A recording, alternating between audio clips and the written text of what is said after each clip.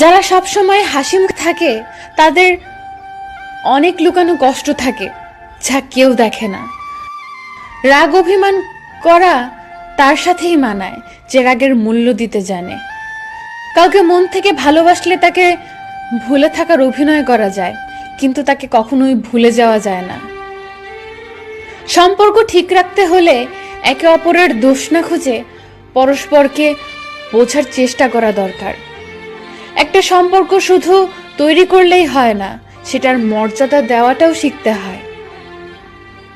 চাহিদার বেশি কারো খোঁজ খবর নিতে যাবেন না, তাহলে তার দাম বেড়ে যাবে, তখন আপনি নিজেই কষ্ট পাবেন। মূল্যবান কিছু হারালেও এতটা কষ্ট হয় না যতটা কষ্ট হয় কাছের মানুষগুলোর পরিবর্তন হলে। যে যত বেশি আশা করবে সে তত বেশি কষ্ট পাবে। ভালোবাসার মানুষের সাথে জীবন কাটানো সবার ভাগ্যে থাকে না। সব থেকে বড় কষ্টগুলো সব থেকে আপন মানুষের থেকেই বেশি হয়। আমরা বাস্তবতার চেয়ে কল্পনাকে বেশি ভালোবাসি, তাই তো আমরা কষ্ট বেশি পাই। জীবনে কষ্ট পাওয়া খুব প্রয়োজন, কষ্ট পেলেই মানুষ নিজেকে বদলাতে পারে।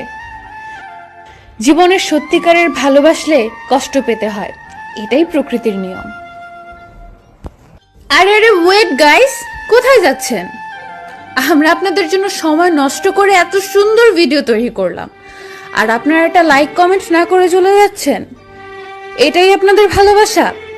এমন সুন্দর সুন্দর ভিডিও পেতে আমাদের সাথে থাকুন, আর আমাদের ভিডিওগুলো বেশি বেশি শেয়ার করুন আপনার প্রিয় মানুষের কাছে।